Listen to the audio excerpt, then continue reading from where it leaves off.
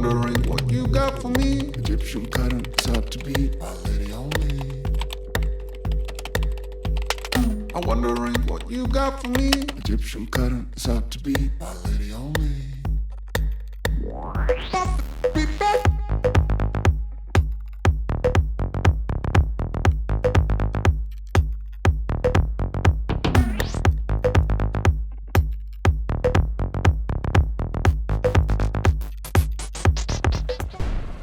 What's up, Infobon? It's Freddy.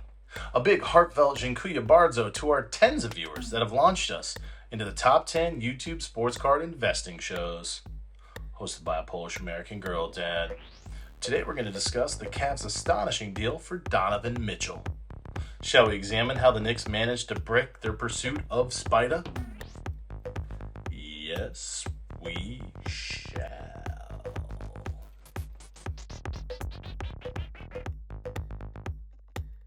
It's reported the Knicks refused to add a third unprotected first-round pick and 2 pick swaps. That opened the door for the Cavs to swoop in and acquire Mitchell from the Jazz for Colin Sexton, Lauri Markkanen, Ochai Agbaji, 3 unprotected first-round picks in 25, 27, and 29, and 2 pick swaps in 26 and 28. Without Donovan Mitchell, the Cavaliers were in the play-in tournament last year and ended up with the 14th pick where they selected Agbaji. Given Sexton's meniscus injury, the only player they really included in the deal that played significant minutes was Markkanen. They weren't going to re-sign Sexton anyway, so they basically got Donovan Mitchell for a 3-and-D prospect, a serviceable starter making an average of $16 million a year, and the aforementioned draft capital. But draft capital is only good if the Cavs are bad, since the odds of getting an all-star from the draft outside the lottery, meaning picks 15 through 30, is downright scanty. Do it again. Is downright scanty. And that's any all-star. We're not talking LeBron, Steph, Giannis, or Luka level here. Literally anyone. Anyone who made at least one all-star game in their entire career.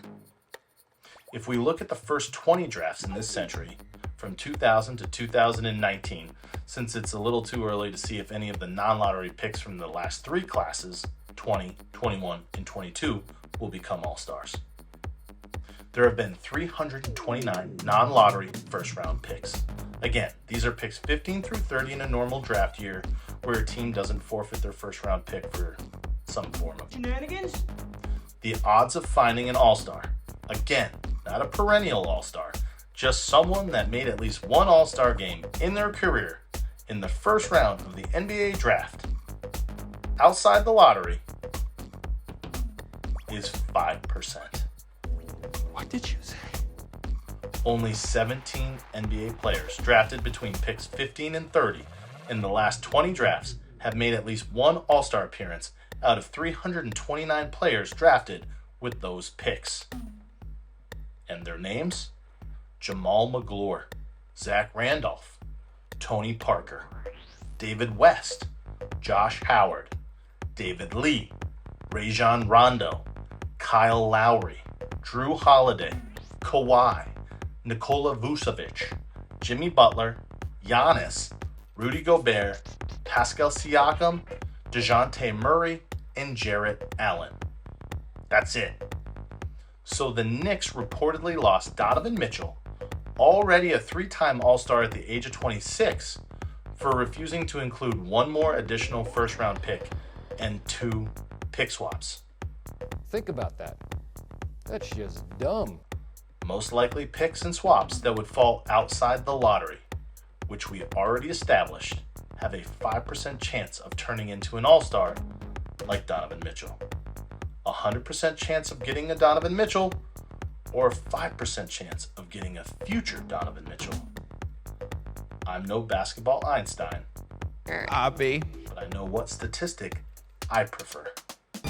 No shit, Sherlock! Could the Cavs and their 4 All-Stars under the age of 26 implode? Abso-freaking-lutely, baby. but is it probable?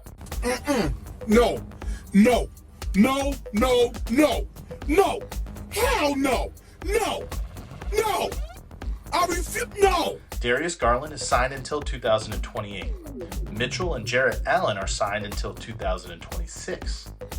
Evan Mobley is a restricted free agent in 25, and since 0 NBA players have turned down rookie extensions, he should be tied to the Cavs until 2029.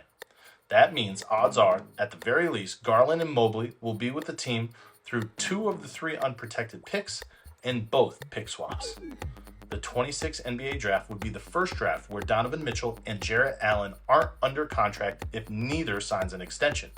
So the 25 first-round pick will most likely be non-lottery, 15 through 30. The Jazz are going to be bad for a while in the gauntlet that is the Western Conference, so even if Donovan and Jarrett Allen decide they don't want to sign an extension and want to be traded, a team of Garland, Mobley, and the assets acquired in potential Jarrett Allen or Donovan Mitchell deals would most likely make them a better team than the Jazz and make that 26 swap moot.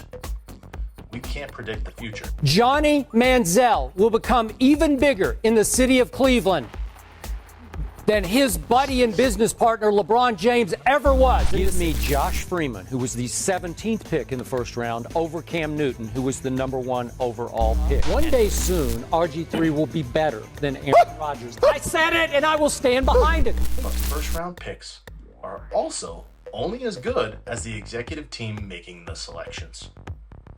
Something Knicks president Leon Rose and executive vice president Worldwide Wes haven't proven to be any better at than the previous Knicks regimes. In 2020, they selected the disappointing Obi Toppin over the likes of Tyrese Halliburton, Sadiq Bey, Tyrese Maxey, and Desmond Bane. On the free agent side, all those high-level contacts and relationships. Well, Wes is one of the most well-respected and connected people in the basketball community. And I just think he's going to bring so much to our organization. I think Worldwide Wes is the best thing that has happened to the Knicks in the last 10 years. You know why? Because he has relationships. He has connections. He has those connections where he, of all people, he could convince somebody or make sure they draft the right person That were touted upon them coming to the Knicks have resulted in Leon and Wes committing over $20 million. Well, that's easy for you to say. $29 million a year to Julius Randle for the next 4 years. $26 million a year to Jalen Brunson for the next 4 years. And $30 million a year. Well, that's easy for you to say. 4 more years of RJ Barrett. They'll be the best team going left, but they'll be lucky to make it past the first round of the playoffs.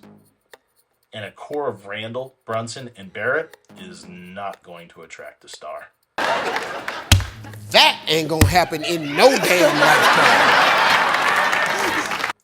Donovan Mitchell was the rare New York City area kid that wanted to come home and play his prime for the Knicks. The Utah Jazz were looking to tear their team down to the studs. And the Knicks still fucked it up. How do you fuck that up? How do you fuck that up? Most likely over a 5% chance to land a future player that will make at least one All-Star team. Again, I'm no Einstein. I be. But it appears neither are Leon Rose or Worldwide Wes. As always, I'm Freddie, and you're welcome.